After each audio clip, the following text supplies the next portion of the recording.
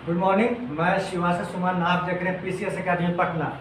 आज हम लोग एक ज्वलंत मुद्दा पर चर्चा करेंगे। जैसा कि देख सकते हैं कि बांग्लादेश में आरक्षण विरोधी दंगा, शेख हसीना को क्यों भागना पड़ा ये समझेंगे, और इसका भारत पर क्या प्रभाव पड़ेगा वो हम लोग समझने का आज प्रयास करेंगे। चलिए समझते हैं कि आखिर ये आरक्षण विरोधी दंगा है क्या, क्यों भड़का, और ऐसा क्या हो गया कि वहाँ का प्रधानमंत्री शेख हसीना को अपना देश ही छोड़कर भागना पड़ा और इस्तीफा देना पड़ा। चलिए समझते हैं बात को। ये आरक्षण क्या है, पहले आरक्षण को समझ जाते हैं, उसका पॉलिसी को समझ जाते हैं। बांग्लादेश में एक पॉलिसी आया है अभी नया, बांग्लादेश में एक नया आरक्षण प्रावधान आया है,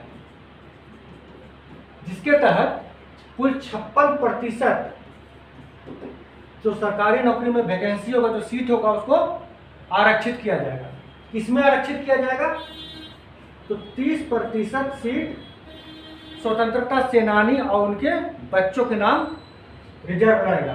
स्वतंत्रता सेनानी वो सेनानी है जो बांग्लादेश के स्वतंत्रता संग्राम में भाग लिए थे, शहीद हुए थे या नहीं हुए थे, लेकिन वो स्वतंत्रता संग्राम में भाग लिए थे, उनके परिवारजनों को आरक्षित रहेगा। 10% सीट महिला के लिए, ये स्वतंत्रता सेनानी,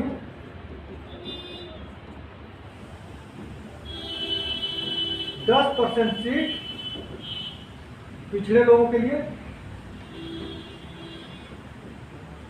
40 हो गया, 50 हो गया, 5% सीट मूल निवासी के लिए, और 1% सीट विकलांग के लिए, यानी हैंडीकैप जो है। मामला फंसा है ये 30% सीट पर। वहां के अधिकतर स्टूडेंट चाहते हैं कि ये 2 रिजर्वेशन को छोड़कर, यानी 5% रिजर्वेशन जो मूल निवासी को दिया जाएगा और 1% रिजर्वेशन जो हैंडीकैप को दिया जाएगा, उसको छोड़कर ये सभी रिजर्वेशन को समाप्त कर दिया जाए। अब विशेषकर 30% रिजर्वेशन तो एकदम समाप्त होना चाहिए, वो उनका मांग था, जिसके कारण ये दंगा भड़का है। ठीक है, इस 30% रिजर्वेशन का मायने मतलब को भी हम लोग समझेंगे कि आखिर ये स्वतंत्रता सेनानी को 30% का जो रिजर्वेशन दिया जा रहा है वो आखिर है क्या। चलिए इसको हम लोग समझते हैं बड़ा ही आसान भाषा में, सरल भाषा में। देखिए, हुआ ये कि जब भारत स्वतंत्र होता है 1947 में, तो भारत का विभाजन होता है, 2 नए देश के रूप में स्थापित किया जाता। भारत तो पहले से ही था, एक बांग्लादेश जो अभी है वो पाकिस्तान था, और ये भी पाकिस्तान का हिस्सा था। इसको कहते थे क्या? पश्चिमी पाकिस्तान। यह हुआ पूर्वी पाकिस्तान। ठीक है, पाकिस्तान और भारत 2 देश बना। ये पाकिस्तान का 2 हिस्सा था, ये पश्चिमी पाकिस्तान और ये पूर्वी पाकिस्तान। बंटवारा हो गया, दोनों देश अपना अपना रास्ता निकल गए। भारत अपना विकास का रास्ता चुन लिया और पाकिस्तान अपना रास्ता चुन लिया। लेकिन पाकिस्तान का ये जो पार्ट था, पश्चिमी पाकिस्तान और पूर्वी पाकिस्तान में हमेशा तनाव रहता था, राजनीतिक तनाव हमेशा बना रहता था। ये जो पश्चिमी पाकिस्तान था अपने आप को हमेशा उच्च समझता था, उच्च, कि हम लोग उच्च हैं, हम लोग को जाति क्या है? उच्च है। और ये जो पूर्वी पाकिस्तान है, यहाँ पर लोग को वो लोग निम्न समझता था, उसके जाति को ही वो लोग निम्न समझता था। तो शुरू से ही दोनों के जनता के बीच में, दोनों के राजनीतिक दलों के बीच में मतभेद बना रहा है ना। ये मतभेद बढ़ते बढ़ते 1970 के दशक में कुछ ज़्यादा ही हो गया। 1970 के दशक में होता क्या कि आम चुनाव होता है। आम चुनाव होता है 1970 के दशक में। क्या होता है? आम चुनाव होता है। देखिए, ये पश्चिमी पाकिस्तान है, ये पूर्वी पाकिस्तान है, जो अभी बांग्लादेश है, उसमें पूर्वी पाकिस्तान का आम चुनाव होता है। आम चुनाव में होता है क्या कि जो पाकिस्तान, जो पूर्वी पाकिस्तान का हिस्सा था, उसमें 162 सीट था, और जो पश्चिमी पाकिस्तान, जो भी अफगानिस्तान के पड़ोसी वाला पाकिस्तान है, उसको 138 सीट था। ठीक है, तो ये जो पश्चिमी पाकिस्तान जिसको दिखा रहा है 168 सीट, जिसको टोटल सीट मिला 138, है ना, उसमें चुनाव हुआ तो अनेक दल खंडित रूप से 138 सीट को जीते। मतलब 138 सीट में बहुत सारे दल, अलग अलग दल मिलकर 138 सीट को जीते। लेकिन इधर बांग्लादेश वाला जो पाकिस्तान था, यानी कि पूर्वी पाकिस्तान था, वहां टोटल सीट भी 162 सीट है। देख रहे हैं आप, 162 सीट है। वहां एक दल अवामी दल हुआ करता है, वो पूर्ण बहुमत से जीत गया। मतलब लगभग सभी सीट यही जीत गया। जिसको लीड कर रहे थे कौन? मुजीबुर रहमान, है ना। इनको बहुमत मिला, यहाँ का जनता बहुमत दिया, लगभग सभी सीटों पर ये जीत गए। अब देखिए यहाँ पर समझने की चीज है, एक तो पहले ही सीट अधिक है, ऊपर से वो लगभग सारे सीट जीत गए। तो कायदे से पाकिस्तान का प्रधानमंत्री कौन बनना चाहिए? ऑब्वियसली मुजीबुर रहमान बनेंगे। पीएम कौन बनेंगे? मुजीबुर रहमान, है ना। ये रहमान बनेंगे, मुजीबुर रहमान बनेंगे, ठीक है। कायदे से तो इन्हीं को बनना चाहिए। लेकिन जैसा कि हम लोग पहले चर्चा कर चुके हैं कि ये जो पाकिस्तान है, पश्चिमी पाकिस्तान है, इन लोगों को बड़ा ही निम्न समझता था, नीचा समझता था। ये बर्दाश्त नहीं कर सकता है कि इधर का, इस तरफ का कोई व्यक्ति प्रधानमंत्री बने और पश्चिमी पाकिस्तान को भी रूल करे। ये इनके लिए बर्दाश्त के बाहर था। मतभेद और बढ़ गया। फिर क्या हुआ, आगे देखते हैं। ये है आपका याह्या खान, यानी पश्चिमी पाकिस्तान के तरफ रहते थे, सैन्य कमांडर थे, उच्च सैन्य कमांडर यही थे। वो क्या किए, याह्या खान अपना फौज भेजते हैं कहाँ? बांग्लादेश। याह्या खान क्या किए, फौज भेजे बांग्लादेश। बांग्लादेश नहीं, तत्कालीन उसको कहेंगे पश्चिमी पाकिस्तान, पूर्वी पाकिस्तान,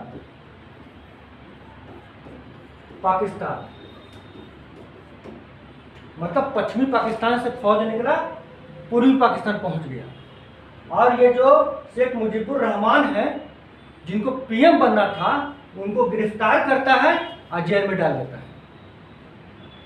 ये याह्या खान फौज भेजते हैं, पीएम जो मुजीबुर रहमान बनने वाले थे उनको पकड़ता है और जेल भेज देता है। अब बोलता है इस चुनाव को हम नहीं मानते हैं, कोई भी पीएम बनेगा तो पश्चिमी पाकिस्तान से ही बनेगा।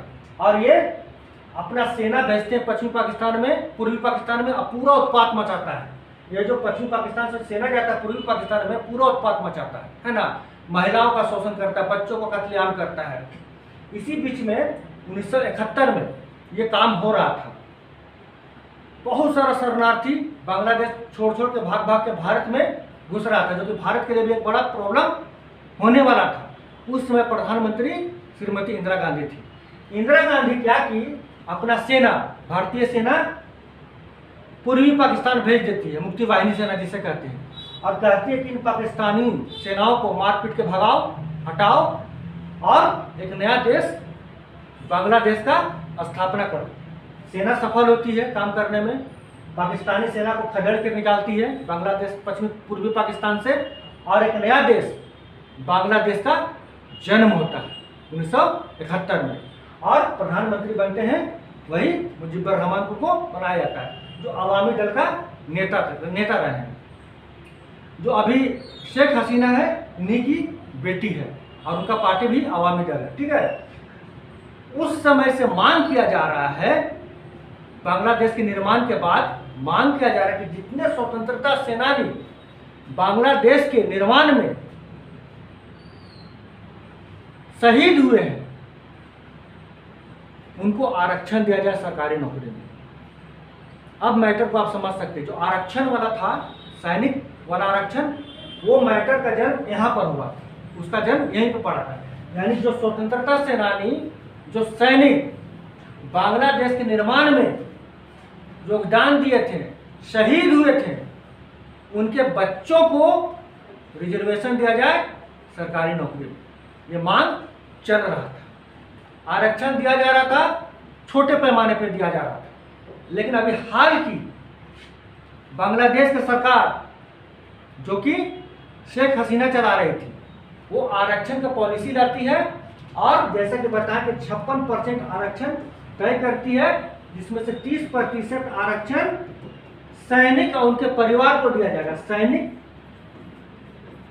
और उनके परिवार को दिया जाएगा, है ना। ये विवाद का कारण बन गया। वहाँ का जितने भी स्टूडेंट यूनियन हैं सब इकट्ठे हुए। उनका मानना था कि इतना बड़ा आरक्षण आप नहीं दे सकते हैं, फिर हम लोग बेरोजगारों को क्या होगा, है ना। तो इस आरक्षण के विरोध में पहले तो शांतिपूर्ण आंदोलन हुआ, लेकिन जो सरकारी तंत्र था अपना रूप दिखाया, लाठी चलाया, गोली चलाया, है ना, सेना का इस्तेमाल किया गया, तरह तरह का बयान दिया गया, जिसके फलस्वरूप क्या हुआ कि आंदोलन थमने के बजाय और भड़क गया।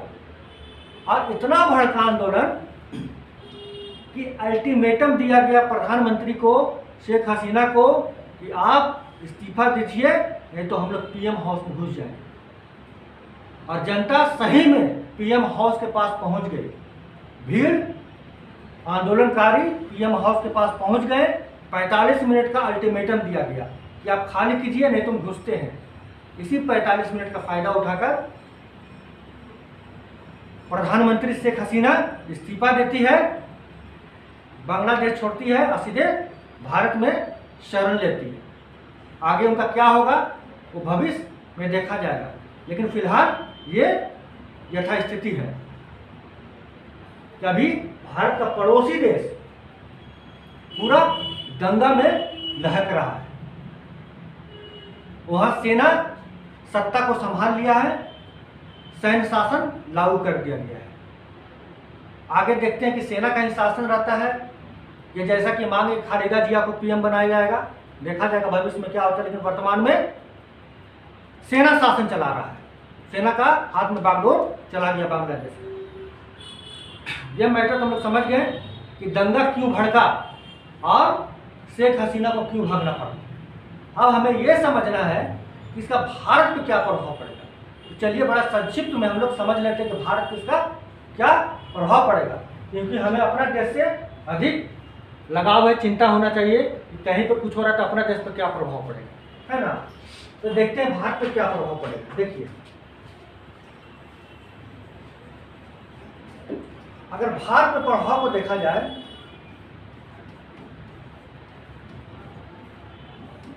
इसको कूटनीति में देख सकते हैं हम लोग। कूटनीति में अगर देखते हैं, जैसा कि पता है कि भारत का दो पड़ोसी देश पाकिस्तान और चाइना भारत के विरोध में कुछ न कुछ काम करते रहते हैं, कुछ न कुछ योजना बनाते रहते हैं। इसका फायदा, इस मामला का फायदा वो पक्का उठाएंगे, क्योंकि जो शेख हसीना थी वो भारत के पक्ष में रहती थी, भारत के साथ बड़ा मधुर संबंध था। अब प्रधानमंत्री के साथ मधुर संबंध है तो ऑब्वियसली देश के साथ मधुर संबंध रहेगा। लेकिन शेख हसीना जाने के बाद अब वहाँ सैन्य का शासन आ गया, सेना का शासन आ गया। अब सेना के साथ भारत का कैसा रिश्ता होगा वो भविष्य तय करेगा।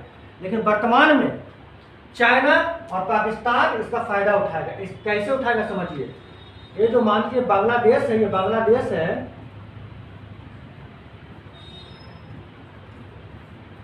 ये BRI को सपोर्ट करता है, बेल्ट रूट इनिशिएटिव, जो चाइना का है, इसको सपोर्ट करता है ना।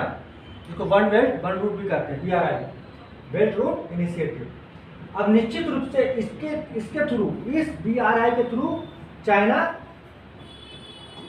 बांग्लादेश पर अच्छा खासा अपना पकड़ बनाएगा, तय है।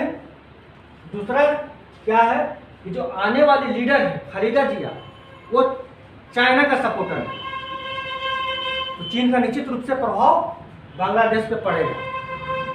यह हो गया चीन का हिसाब किताब। अब पाकिस्तान का हम लोग समझते हैं। पाकिस्तान बॉर्डर पर भारत की सेना को अच्छा खासा डिप्लॉय करना पड़ता है, चीन का बॉर्डर पर भी। बांग्लादेश से भारत निश्चिंत रहता था, डिप्लॉय करता था सुरक्षा के लिए, लेकिन वैसा नहीं जितना चीन और पाकिस्तान से खतरा है। लेकिन अब भारत को अब इधर भी अपना सेना को डिप्लॉय करना पड़ेगा सुरक्षा के लिए। पाकिस्तान जैसा देश निश्चित रूप से नया सत्ता आएगा, उसको लुभाने का कोशिश करेगा, यहाँ के कट्टरवादियों को लुभाने की कोशिश करेगा। भारत दो तरफ से चुनौतियों का सामना करेगा, इधर पाकिस्तान से और इधर बांग्लादेश से, और ऊपर चीन तो खैर है ही है। तो भारत के लिए चुनौती बढ़ाने वाला है। बांग्लादेश के बगल में म्यांमार है, वहाँ भी सेना का शासन है। तो इस तरह से देखते हैं कि भारत के जो पड़ोसी देश था वहाँ लोकतंत्र था, वहाँ खत्म हो गया है, जो भारत के लिए हानिकारक होगा। पहले म्यांमार में भी खत्म हो चुका है लोकतंत्र, ये तो खतरनाक है ही है। इसका फायदा इस तरह से चीन और पाकिस्तान उठा सकते हैं। दूसरा देखते हैं हम लोग कि भारत और बांग्लादेश व्यापार के क्षेत्र में अच्छे खासे भागीदार हैं, अच्छा खासा भागीदार हैं बांग्लादेश और भारत। अगर ऊर्जा का बात किया जाए तो 2018 का बात है, ऊर्जा के क्षेत्र में बात किया जाए, तो 2018 में भारत, बांग्लादेश और रूस तीनों मिलकर बांग्लादेश के रूपपुर में परमाणु रिएक्टर लगाने वाला था। परमाणु रिएक्टर,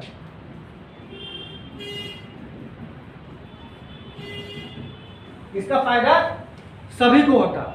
ये ऊर्जा के क्षेत्र में वो खटाई में पड़ जाएगा, क्योंकि अब नया सत्ता आएगा, सेना का शासन आएगा, उसके साथ अब क्या रिलेशन रहता है वो समझना पड़ेगा। आगे अब एक नई तरीका से बातों को ले जाना पड़ेगा। जैसा कि पता है कि 4096 किलोमीटर का बॉर्डर शेयर करता है लगभग भारत और बांग्लादेश। वो क्या होगा, असुरक्षित हो जाएगा। जो बॉर्डर है, बॉर्डर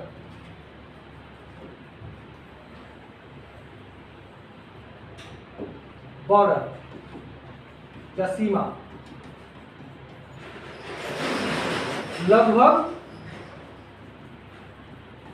4096 किलोमीटर का बाउंड्री दोनों देश साझा करता है। अब बांग्लादेश में भगदड़ मचेगा, दंगा मचेगा, उसका असर क्या होगा, बॉर्डर पर होगा। वहाँ से शरणार्थी भागना शुरू करेंगे, भारत में प्रवेश करना शुरू करेंगे। भारत पहले से ही शरणार्थी से और अवैध प्रवासी से परेशान है, रोहिंग्या से परेशान है। ये एक नया चुनौती भारत को मिलने वाला है, यह बॉर्डर सुरक्षा है। आगे देख सकते हैं कि भारत और बांग्लादेश बहुत सारा एग्रीमेंट साइन कर चुका है, लगभग 54 नदियां शेयर करता है। तो नदियों का जल बंटवारा का एग्रीमेंट साइन किया है। बहुत जगह मतभेद है, लेकिन दोनों देशों में मित्रता था, जिसके कारण उस मतभेद को अच्छी तरीका से डील करके निपटाया जा सकता था। लेकिन ये नदियों का जो समझौता है, ये क्या हो जाएगा, ये खटाई में पड़ जाएगा। खटाई में पड़ने का मतलब क्या हो जाएगा कि अब इसको नया तरीका से फिर से समझना पड़ेगा, समझाना पड़ेगा। नया सरकार, नया सत्ता जो आएगी उसको, क्योंकि बांग्लादेश में लंबे समय से शेख हसीना शासन कर रही थी, तो भारत और बांग्लादेश का रिलेशन ठीक ठाक चल रहा था। कुछ बातों पर मतभेद था, लेकिन वैसा मतभेद नहीं था। अवैध तस्करी बढ़ जाएगा बॉर्डर पर, अवैध तस्करी, मादक पदार्थों का तस्करी बढ़ जाएगा, मानव तस्करी बढ़ जाएगा। ये सब चुनौतियों का सामना अब भारत को करना पड़ेगा। अब भारत इस चुनौती का सामना कैसे करता है वो तो भविष्य बताएगा, लेकिन फिलहाल के लिए यही स्थिति है जो हम लोग चर्चा कर लिए। आगे जैसा होगा फिर से मिलेंगे एक नए वीडियो के साथ, तब तक के लिए नमस्कार।